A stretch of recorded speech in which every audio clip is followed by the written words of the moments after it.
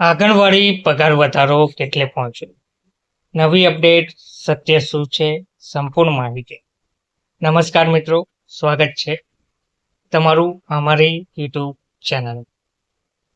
મિત્રો, આજના વિડીયોમાં આપણે એક એવા મુદ્દાની ચર્ચા કરવા જઈ રહ્યા છીએ જે ગુજરાતની લાખો આંગણવાડી બહેનો અને તેમના પરિવાર માટે અત્યંત મહત્વનો પ્રશ્ન છે. આંગણવાડીનો પગાર વધારો કેટલે પહોંચ્યો?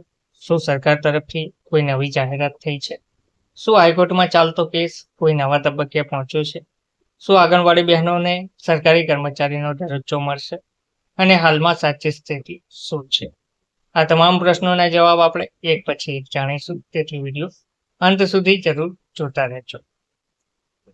આંગણવાડીનું મહત્વ. સૌથી પહેલા સમજીએ કે આંગણવાડી બહેનોનું કામ કેટલું મહત્વનું છે. દેશમાં આંગણવાડી વ્યવસ્થા ICDS ઇન્ટરગ્રેટેડ ચાઇલ્ડ ડેવલપમેન્ટ સર્વિસ યોજના હેઠળ ચાલે છે. આંગણવાડી કાર્યકર અને તેડાગર બહેનો નાના બાળકોના પોષણ, મહિલાઓની સંભાળ, રસીકરણમાં સહયોગ, આરોગ્ય જાગૃતિ અને પ્રાથમિક શિક્ષણ જેવી અનેક જવાબદારીઓ નિભાવે છે. ગામડાથી લઈને શહેર સુધી લાખો પરિવારો માટે તેઓ મહત્વની કડી સાબિત થઈ છે. પગાર વધારાની માંગ શા માટે છે? તો ઘણા વર્ષોથી આંગણવાડી બહેનોની મુખ્ય માંગ રહી છે કે માનદ વેતન વધારવામાં આવે, નિયમિત પગાર આપવામાં આવે, સરકારી કર્મચારી જેવો દરજ્જો આપવામાં આવે અને નિવૃત્તિ બાદ યોગ્ય લાભ મળે, મોંઘવારી પ્રમાણે ભથ્થામાં વધારો થાય વગેરે. તો મોંઘવારી સતત વધી રહી છે, પરંતુ આવકમાં તે પ્રમાણે વધારો ના થતા અનેક કર્મચારીઓ આંદોલન પણ કરી ચૂક્યા છે. ગુજરાતમાં શું સ્થિતિ છે? તો ગુજરાતમાં પણ અનેક વખત આંગણવાડી કર્મચારીઓએ પોતાની માંગણીઓને લઈને રજૂઆતો, ધરણા અને વિરોધ કાર્યક્રમો કર્યા છે. તેમની મુખ્ય માંગ રહી છે કે રાજ્ય સરકાર કેન્દ્ર સરકારના યોગદાન ઉપરાંત રાજ્યનો હિસ્સો વધારી યોગ્ય વેતન આપે. સમયાંતરે સરકાર દ્વારા કેટલીક જાહેરાતો અને વધારા કરવામાં આવ્યા છે, પરંતુ કર્મચારીઓનું કહેવું છે કે તે પૂરતા જોવા મળ્યા નથી. હાઈકોર્ટમાં શું ચાલી રહ્યું છે? તો ઘણા લોકોને પ્રશ્ન થાય છે કે હાઈકોર્ટમાં કેસ ક્યાં સુધી પહોંચ્યો છે. તો વિવિધ સમયોએ પગાર, સેવા શરતો અને અન્ય મુદ્દાઓને લઈને કાનૂની કાર્યવાહી થઈ છે. અદાલતમાં થયેલી દરેક સુનાવણી પછી લોકોમાં આશા જાગે છે કે હવે કોઈ મોટો નિર્ણય આવશે, પરંતુ યાદ રાખવું જરૂરી છે કે જ્યાં સુધી અદાલત અંતિમ ચુકાદો ના આપે અથવા સરકાર સત્તાવાર જાહેરાત ના કરે, ત્યાં સુધી કોઈ પણ સમાધાનને અંતિમ માનવા જોઈએ.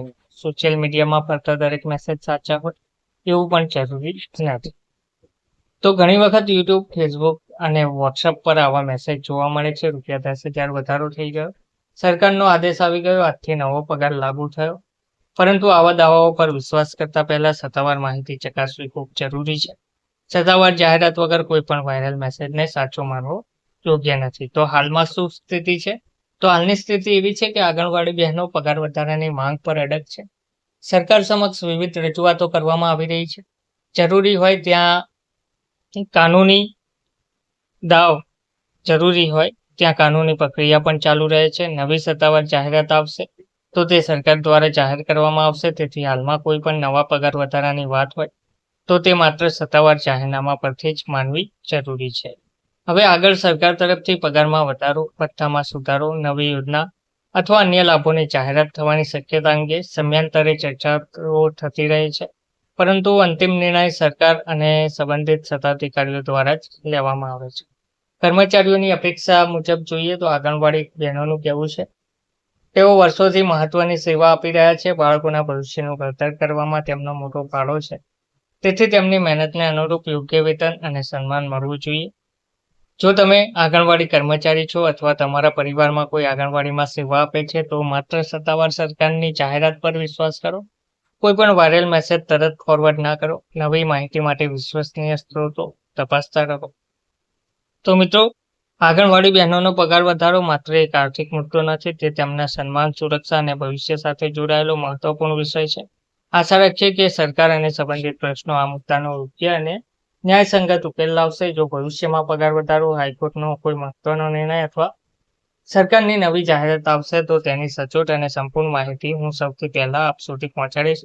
જો તમને આ વિડીયો ઉપયોગી લાગ્યો હોય તો લાઇક કરજો, શેર કરજો અને આવી જ સત્ય આધારિત માહિતી માટે અમારી ચેનલને સબસ્ક્રાઇબ કરવાનું ભૂલશો નહીં. ધન્યવાદ. જય હિન્દ, જય ગુજરાત.